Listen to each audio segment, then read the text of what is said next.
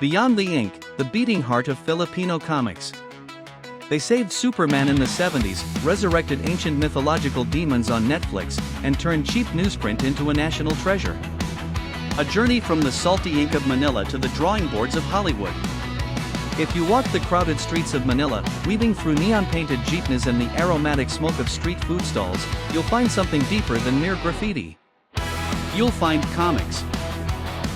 Not just picture books, but the cultural DNA of an entire nation.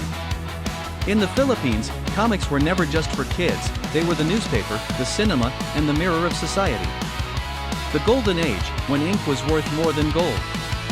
The story begins with Tony Velasquez, the Walt Disney of the Philippines.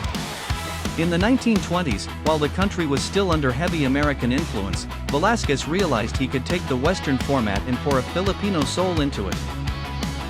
The result was a creative explosion. By the 1950s, comics were at their zenith. At the height of their popularity, they outsold every daily newspaper.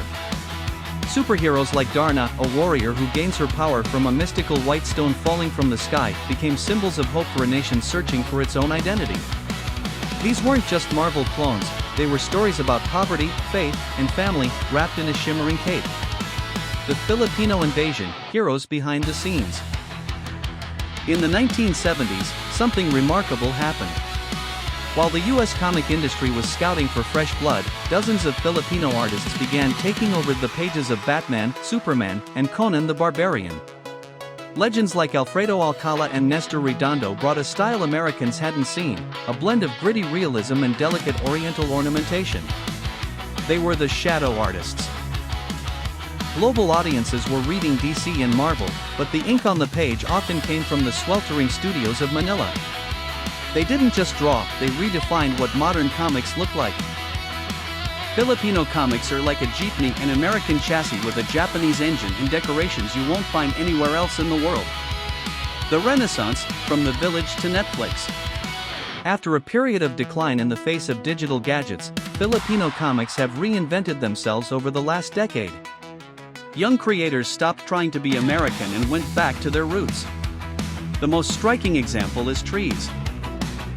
What started as an indie black and white zine about a detective fighting supernatural monsters from Filipino folklore in the heart of modern Manila, became a hit anime series on Netflix.